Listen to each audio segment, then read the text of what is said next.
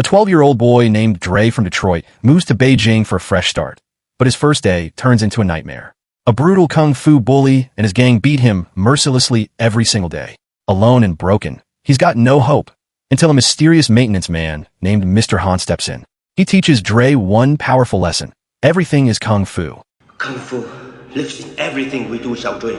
Now Dre must enter the arena and face the same bullies who destroyed him in the ultimate tournament. 12-year-old Dre Parker lives in Detroit with his mother, Sherry. His father passed away years ago, so now it's only the two of them. Sherry works at a car factory, and one day her company transfers her to Beijing, China. Because of that, they have to move there. Dre does not want to leave America. He does not know the language, has no friends in China, and feels upset about leaving his old life behind. During the flight, he tries to learn some Mandarin from a small phrase book, but he struggles a lot. When they arrive in Beijing, everything feels strange to him. Their new apartment is small, and when Dre turns on the TV, even cartoons like SpongeBob are in Chinese. He cannot understand anything. A local man named Harry helps them carry their bags upstairs. He tells Dre there is a nearby park where many kids spend time, and says he can visit whenever he wants. After Harry leaves, Sherry goes to take a shower, but there is no hot water. I need to take a shower and the hot water's broken. She asks Dre to find the building's maintenance man. Dre goes downstairs and tries asking people for help, but nobody understands English. Finally, he finds a man named Mr. Han. Dre tries explaining the problem, but Mr. Han is busy eating and trying to catch a fly with chopsticks. After missing several times, he finally kills it with a fly swatter. He barely pays attention to Dre, so Dre gives up and walks away. With nothing else to do, Dre goes to the park Harry mentioned. There, he sees Harry and some other kids playing basketball. Dre joins them, but he is not very good at the game. He keeps making excuses, and after some time, the other kids stop letting him play. Try to look cool, Dre challenges an old man at a ping pong table. The old man easily beats him without even trying hard. Then Dre notices a girl playing the violin nearby.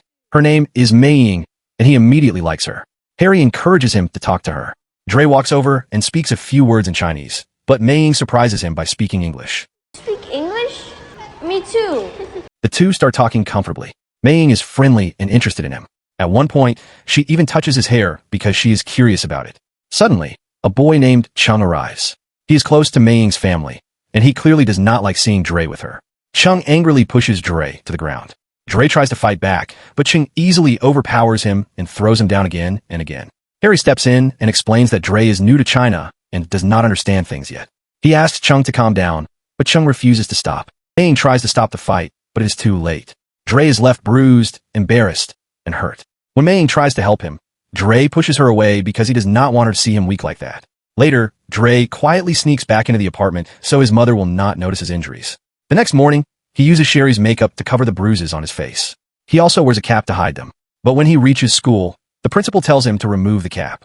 Sherry notices the bruises and asks what happened.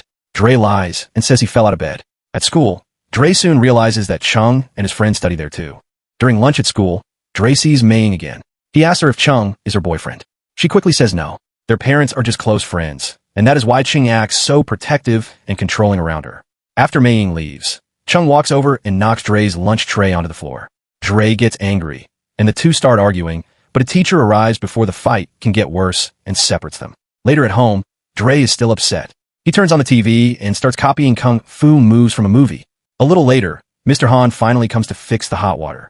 He tries showing Dre how the heater works, but Dre ignores him and keeps pretending to do kung fu. Suddenly, Mr. Han flicks a toothpaste cap across the room and hits Dre right on the head. That finally gets his attention. Mr. Han calmly explains the heater, then leaves. When Sherry comes home, she notices Dre left his jacket on the floor. She gets angry and tells him to hang it properly instead of being careless. The next day at school, Dre enters a music room and sees Mei practicing violin with her teacher. She plays beautifully, but the teacher barely reacts. Dre asks what she is practicing for. Mei explains that she has an important audition for the Beijing Music Academy. Getting accepted would make her family very proud and could change her future. When the teacher returns, Dre quietly leaves the room. But as soon as he steps into the hallway, Chung and his friends surround him. They throw his bag on the floor, push him around, and warn him to stay away from Mei. After school, Dre and Sherry go sightseeing around Beijing. While walking near the Forbidden City, Dre notices a huge group of teenagers practicing kung fu together in a large courtyard. Curious, he goes inside with his mom to watch. But the moment he enters, he sees Chung and his friends training there like professional fighters. Dre immediately realizes these kids are serious, and he quickly walks back out. Sherry follows him and asks what is wrong. Dre finally breaks down emotionally. He tells her he hates China. They have only been there for a few days, but to him it already feels like forever. Everything is terrible. The school, the people, and the country itself. He wants to go back home. Sherry gently tells him the truth. There is nothing left for them in Detroit anymore. Beijing is their new life now, and they have to try making the best of it. From across the street, Mr. Han quietly overhears the conversation. For the first time, he truly feels sorry for Dre. The next day, Dre decides to get revenge. He secretly follows Chung and his friends through the streets. From an overpass above them, he dumps a bucket of dirty water all over their heads. For a few seconds, it feels amazing. Then Chung looks up, spots Dre, and starts chasing him with the others. Dre runs through narrow streets and alleys as fast as he can, but eventually he reaches a dead end. Chung and his friends catch him, drag him down, and begin beating him badly. Chung punches him again and again while the others watch. One boy says Dre has already suffered enough, but Chung refuses to stop. He says their master taught them never to show mercy because mercy is weakness. Just then, Mr. Han suddenly appears. He grabs Chang's arm in the middle of a punch and throws him aside with ease. Chung tries kicking him, but Mr. Han blocks it effortlessly. The rest of the boys attack together, but Mr. Han stays completely calm. He avoids every punch and kick without attacking back. He simply moves around them, causing the boys to crash into each other. No matter what they try, they cannot touch him. Finally, the boys give up and run away.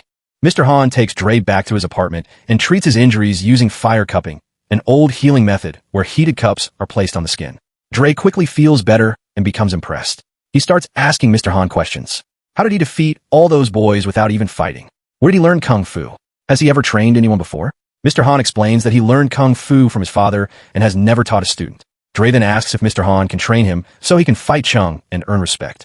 But Mr. Han refuses. He says Kung Fu is meant for self-defense, peace, and discipline, not revenge. Dre replies that somebody should explain that to Chung and his friends. Mr. Han says the boys are not truly bad. They're only following the lessons taught by their instructor. Instead of fighting, he decides they should talk to the teacher directly. Just stroll in their school and talk to their teacher. Together, they visit the Fighting Dragon Kung Fu Academy. Inside, two students are sparring. One boy knocks the other down, but stops fighting. Their teacher, Master Lee, becomes furious. He slaps the student and tells the class that showing mercy is weakness. Chung points at Mr. Han and accuses him of attacking them. Mr. Han calmly explains that the boys attacked Dre all at once, so he stepped in to protect him. He says if they had fought one by one, he would not have interfered. Master Lee does not care. He demands that Dre fight Chung immediately. Mr. Han refuses and starts leaving with Dre, but Master Lee stops them. He says they cannot disrespect his students and simply walk away. Then Mr. Han notices a poster for an upcoming Kung Fu tournament. He tells Master Lee that Dre will fight Chung there instead. Until the tournament happens, Chung and the others must leave Dre alone. Master Lee agrees, but warns them that if Dre does not show up, both of them will regret it. Outside the academy, Dre starts panicking. Before this, Chung only beat him up in hidden places. Now he'll have to fight in front of a huge crowd. He asks Mr. Han how he is supposed to defeat trained Kung Fu students. Mr. Han tells him that Master Lee's style is not true Kung Fu. It is only violence and cruelty. Then he promises Dre that he will teach him real Kung Fu. I will teach you real Kung Fu. Hearing that, Dre becomes excited and motivated. The next morning, Dre arrives at Mr. Han's house early, excited to start training. Inside the workshop, he notices an old damaged car sitting there, but he ignores it and starts doing silly Kung Fu poses to impress Mr. Han. While showing off, he accidentally knocks over one of Mr. Han's vases. Not exactly a great first impression. Mr. Han places a wooden stand in front of Dre and tells him to hang his jacket on it. Dre does it. Then Mr. Han tells him to take the jacket off the stand, put it on, take it off again, and hang it back up. Again and again. Dre has no idea what this has to do with Kung Fu, but he keeps repeating the same movements all day. That evening, when he gets home, he quietly hangs up his jacket properly. Sherry is shocked because he never normally does that. The next day is exactly the same. Put the jacket on, take it off, hang it up. Day after day, the training continues. Even when it rains, Mr. Han stands nearby, holding an umbrella, while Dre repeats the same motions over and over. At one point, Dre tries hiding the jacket before training starts, hoping they will finally do something different. But Mr. Han already knows and makes him go get it and continue. Where's your jacket? After several days, Dre believes he finally understands the lesson. He tells Mr. Han that it must be about respecting his mother and becoming more responsible. He admits he was wrong for talking back to her. Mr. Han does not say yes or no. Just then, Sherry arrives with tickets for the Chi Festival and invites Mr. Han to come with them. At first he refuses, but she convinces him. At the festival, Dre quietly slips away and heads to a shadow puppet theater where Mei-Ying is waiting for him. He gives her a CD filled with songs he chose for her. Dre makes a deal with Mei-Ying. If she comes to watch his Kung Fu tournament, He promises to attend her music audition. She smiles and agrees. Caught in the moment, the two share a quick kiss. Since they're sitting in front of the projector light, only their shadows appear on the screen. The audience reacts to the silhouettes, but nobody knows who the couple really is. The next day, Dre returns to training. More jacket practice. This time, he finally explodes in frustration. He tells Mr. Han he is tired of repeating the same pointless exercise I took it off 1,000 times. and cannot understand how hanging up a jacket will help him defeat Chung. Angry, Dre turns around and starts leaving. Mr. Han stops him and calmly tells him to put the jacket on one more time. As Dre reaches for it, Mr. Han suddenly pulls it away and tells him to do the motion again without the jacket. Dre repeats the movement and Mr. Han grabs his arm halfway through. Then he explains everything. Every movement Dre practiced, reaching, turning, pulling, was actually teaching him defensive kung fu techniques and building muscle memory into his body. To prove it, Mr. Han suddenly starts attacking him with fast strikes. Without even thinking, Dre blocks every attack automatically. His body reacts on its own, deflecting punches and protecting him naturally. Dre is shocked. Mr. Han smiles proudly and tells him that kung fu exists in everything. Later, Mr. Han takes Dre on a train ride far outside the city to Wudong Mountain, where he himself learned kung fu from his father. During their trip to the mountains, Dre sees a woman standing calmly in front of Cobra. Mr. Han explains that the snake is following her because her mind is completely peaceful and balanced. He teaches Dre that true kung fu is about controlling yourself first, not others. He calls this lesson the Cobra stance. After that, Mr. Han trains Dre harder than ever. Dre becomes faster, stronger, and more focused with every lesson. One day, Mr. Han gives him a break, and Dre spends time with Mei. But after her music audition, her parents force her to stop seeing him because they think he is distracting her future. Heartbroken, Dre goes to Mr. Han's workshop and finds him drunk, destroying his old car with a hammer. Dre discovers that years ago, Mr. Han's wife and son died in a car accident while he was driving. Filled with guilt and pain, Mr. Han breaks down in tears, and Dre quietly sits beside him, feeling his sadness too. Even after learning the truth, Dre gently helps Mr. Han out of the car and asks him to continue the training. Mr. Han wipes away his tears and agrees. From that moment, Dre improves quickly. His movements become sharper, his footwork cleaner, and his confidence stronger. Sherry watches him train and feels proud seeing how serious and disciplined her son has become. Before the tournament, Mr. Han takes Dre to the arena and tells him not to focus on winning. Win or lose, doesn't matter. He says fighting with honor is more important. Then he gives Dre a special kung fu uniform inspired by Bruce Lee. Dre is shocked and happy. Mr. Han tells him an important lesson. Life will keep knocking you down, but standing back up is always your choice. Dre hugs him and calls him his best friend. Later, Dre visits Mei Ying's house with a letter written in Chinese. He respectfully apologizes to her father and explains that Mei Ying became a true friend who changed his life for the better.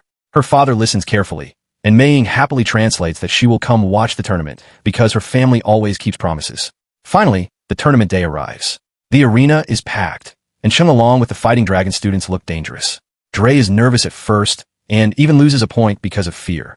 But after Mr. Han calms him down, Dre finds his rhythm and starts winning match after match. Meanwhile, Chung destroys his opponents with aggressive attacks, and both boys eventually reach the final rounds. In the semifinals, Dre fights another student from the Fighting Dragons. Master Lee secretly orders the boy to break Dre's leg.